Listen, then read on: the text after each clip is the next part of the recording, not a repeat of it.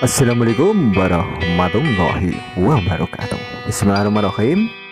Bagaimana kabarnya teman-teman? Lama tidak jumpa ya. Nah, di video kali ini teman-teman akan saya ajak untuk berbagi pengalaman, di mana hari ini kita bahas cara penetasan telur ikan gurame. Ku coba ungkap tabir ini. Akhir-akhir ini banyak kasus yang dihadapi teman-teman.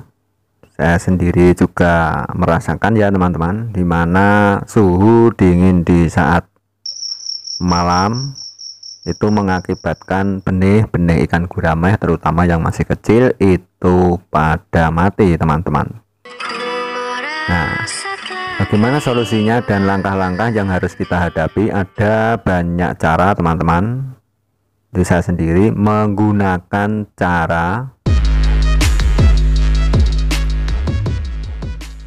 dari sarang telur, kita ambil, kita masukkan ember seperti ini, kita diamkan di dalam indoor, di dalam rumah ataupun teras rumah dengan keadaan yang tenang. Jadi kalau malam, untuk mengantisipasi suhu yang dingin seperti ini, menanggulangi kematian, kita tutupi teman-teman. Jadi langkah yang kita ambil, kita tutupi bak-bak ini dengan menggunakan plastik ataupun kain, tapi sekiranya udara bisa masuk hingga mengurangi suhu dingin di malam hari. Nah, itulah langkah yang saya terapkan untuk antisipasi kematian pada telur ataupun pada benih ikan gurame kecil seperti ini. Nah, ada juga teman-teman yang menerapkan cara lain, yaitu diantaranya dengan meletakkan langsung. Nah, telur ataupun benih kecil itu langsung diletakkan di kolam-kolam, terpal atau apa, di outdoor. Jadi langsung terpapar sinar matahari, terkena hujan secara langsung. Nah, itu juga baik juga teman-teman, tidak ada masalah. Jadi dari perbedaan-perbedaan ini, jadikanlah perbedaan ini sebagai suatu keindahan. Janganlah jadikan perbedaan menjadi suatu masalah. Nah, namun di sini kita harus memperhatikan dan membaca situasi dari alam. Bagaimana alam kita saat ini? Saat ini suhu sangat dingin, di malam hari, siangnya panas. Jadi langkah apa yang kita terapkan? Silakan teman-teman coba.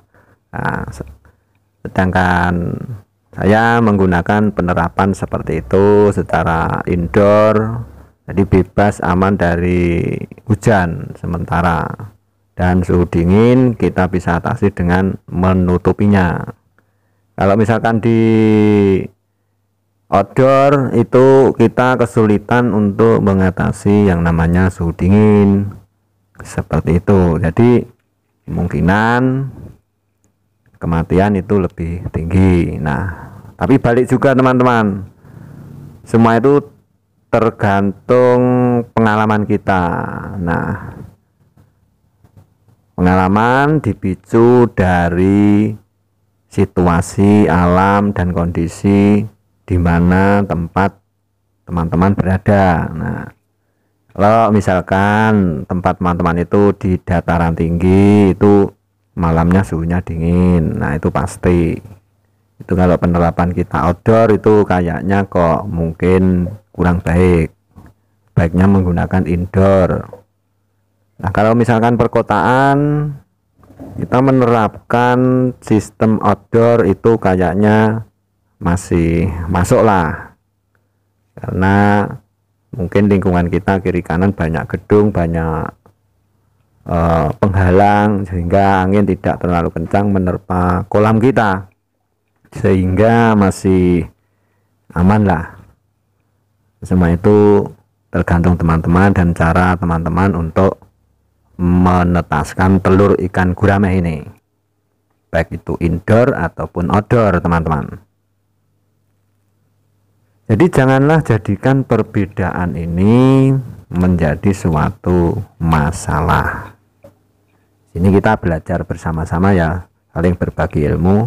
Monggo mungkin dari senior-senior teman-teman yang punya pengalaman, monggo lo sharing, kita komen di bawah, saling berbagi ilmu. Itu mungkin suatu keindahan, suatu amal ibadah teman-teman kita semua, untuk berbagi ilmu kepada teman-teman yang membutuhkan. Nah, tidak ada salahnya, tidak ada ruginya kita saling berbagi.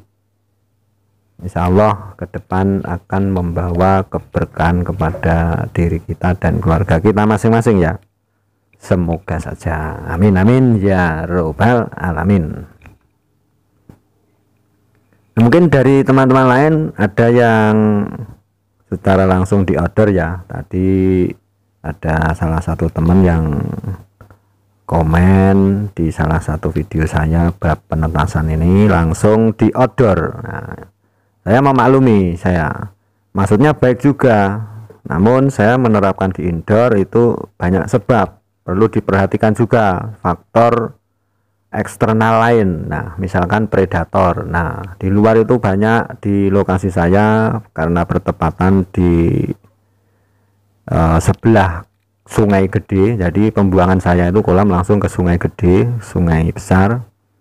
Makanya di situ datang sering biawak sejenis itu ataupun burung-burung pemangsa seperti apa ya, seperti jenis bangau apa yang kecil itu. Makanya saya menggunakan sistem indoor seperti itu. Silahkan teman-teman cek video saya sebelumnya, ada saya menangkap biawak di kolam saya. Nah, kalau ikan sekecil ini kelebon kemasukan biawak, wah, meskipun biawaknya sebesar kadal lah habis ini, 1000-2000 ikan habis ludes.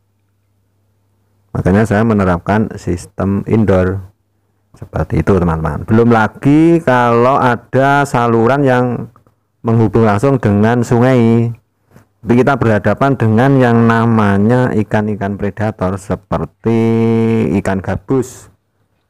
Nah, seperti itu. Wah, kalau kemasukan itu wes lemu ikan gabusnya, ikan kita ludes ini. Satu kolam mesti amblas. Jadi perlu diperhatikan salah satu faktor-faktor lainnya, eksternalnya seperti itu teman-teman. Nah, itu terserah teman-teman, penerapannya bagusnya bagaimana, cocoknya bagaimana, silahkan kita terapkan masing-masing. Kali lagi, jadikan perbedaan ini sebagai suatu keindahan. Tujuannya cuma satu sebenarnya, keberhasilan dalam faktor penetasan telur ikan gurame.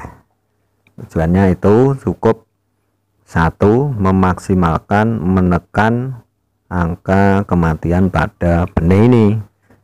Nah, mungkin teman-teman yang lain punya usul, silahkan monggo komen di bawah, saya tunggu rekam jejaknya. Mungkin kita bisa sharing bersama, ada penambahan apa, monggo. Kemarin saya juga menerapkan sistem akuarium. Nah, kita menerapkan sistem tank akuarium di dalam rumah. Itu lebih efisien lagi menurut saya, karena bisa kita memantau setiap saat, mengontrol dengan memberikan heater. Mungkin kalau suhu cukup ekstrim dingin daerah teman-teman, mati-mati terus, bisa menggunakan heater sehingga suhu terkontrol, dipatok di 28 atau 29, bisa sampai 30. Ikan kecil faktor keberhasilannya dipicu oleh suhu yang hangat. Nah, seperti itu. Terima kasih, semoga obrolan kita saat ini kali ini bermanfaat, bisa membawa sedikit kebaikan. Akhirul kata, assalamualaikum warahmatullahi wabarakatuh. Oke, saya bungkusnya dulu. Paket ini rencana saya kirim ke teman saya di Jawa Barat.